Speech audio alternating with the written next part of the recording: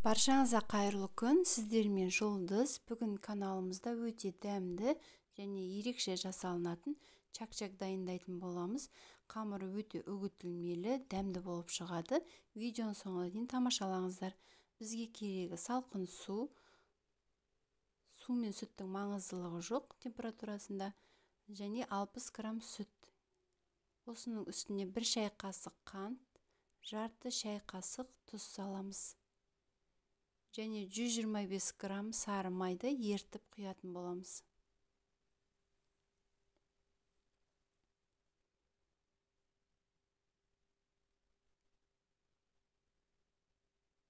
Тұз бен қант ерігенше жақсылап араластырамыз. Енді осының үстіне алдын ала мен електен өткізіп қойдым. Електен өткізілген 400 грамм ұнды салып, жұмсақ қамыр илейтін боламыз. Мен берген граммнан артық ұнның граммын көбейтпеңіздер. Сіздерді дәл өстіп өлшеп жасасаңыздар, сіздерде де осындай болып шығатын болады. Қамырымыздың құрамында май болғандықтан қолға жабыспайтын жұмсақ қамыр шығады. Жақсылап илеп алғаннан кейін қамырымызды салафанға салып, жарты сағатқа морозильникке қоюымыз керек.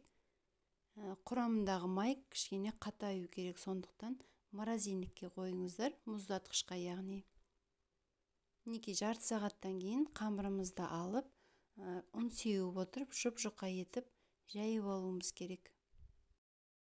Құрметті көрермен, менің каналыма келген жаңадан көрермен болсаңыз, каналымның дамуына үлесіңізді қосып, подписация деген қызыл батырманы басып, тіркелуді ұмытпаңыздар. Және видео ұнаған болса, лайктарыңызды және өз пікірлеріңізді комментарийға қалдыра кетіңіздер. Қамырымызды жұп-жұқа етіп жайып алдық. Енді осы қамырды оқтауымызға орап, дәл мәнтеке кесетіндей етіп бүктеп алуымыз керек. Мен сіздерге анық, барлығы түсінікті болу үшін осылай асықпай көрсетіп жатырмын. Осылай бүктеп аламыз.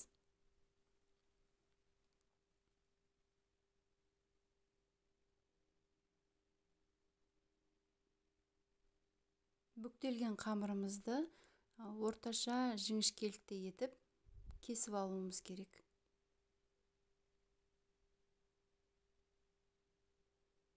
Кесілген қамырларымызды осылай әр жолағының үстіне ерітілген сары майды жағып шығамыз.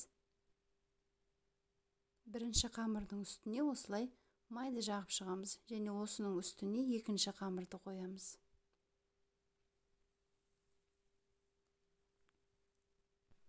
Екінші қамырдың үстіне үшінші және төртінші қамырды қойып, осылай жіңішке етіп, 1 сантиметр етіп кесіп алатын боламыз. Және кесілген қамырымызды осылай түйіп, тарелкаге жеке-жеке етіп тізіп аламыз да, өзімізге керегін қатырып алатын боламыз.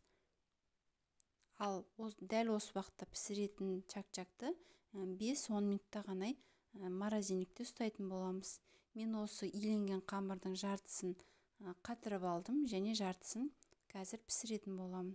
Сіздерге түсінікті болу үшін видеоны асықпай көрсетіп жатырмын. Мінекей қамырымызды бұраймыз және жабыстырамыз.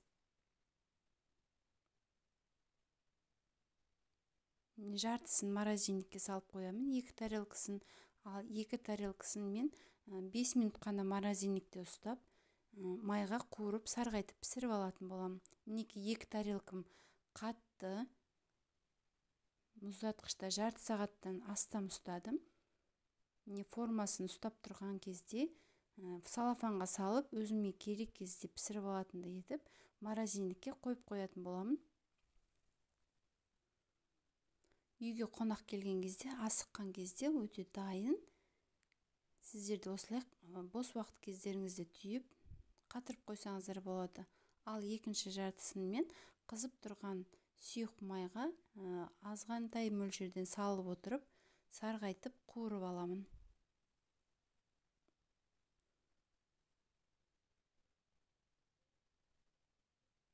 Және осы чак-чакты қуырудың алдында 5-10 минут морозильникте міндетті түрде ұстап алыңыздар. Арасына жаққан майымыз кішкене қатаю керек. Мінекей бір тегіс етіп қызартып майға қуырып алдым. Қалған қамырларды да осылай аз-аз мөлшерден салып отырып қуырып аламыз. Және осы қамырымыз суымай ыстық күйінде қалай піседі, соның үстіне бал құятын боламыз. Менде осындай магазинде дүкеннен дайын балды алып қостым. Сіздерде таза бал болатын болса, кішкене балдарыңызды отқа қойып ерітіп, үстіне аз мөлшер қант салып, ерігеннен кейін барып құйсаңыздар болады. Мен осылай дайын балды керегінше құйып, араластырып алдым. Және сіздер қалауларыңызша осыған өздеріңіз ұнататын дәндерді салсаңыз болады. Күнжіт салсаңыз да болады. Мінекей өте дәмді, әдемі көрінетін чак-чагымыз дайын. Сіздер де жасап берсеңіздер болады, ұнайды деген сенімдемін.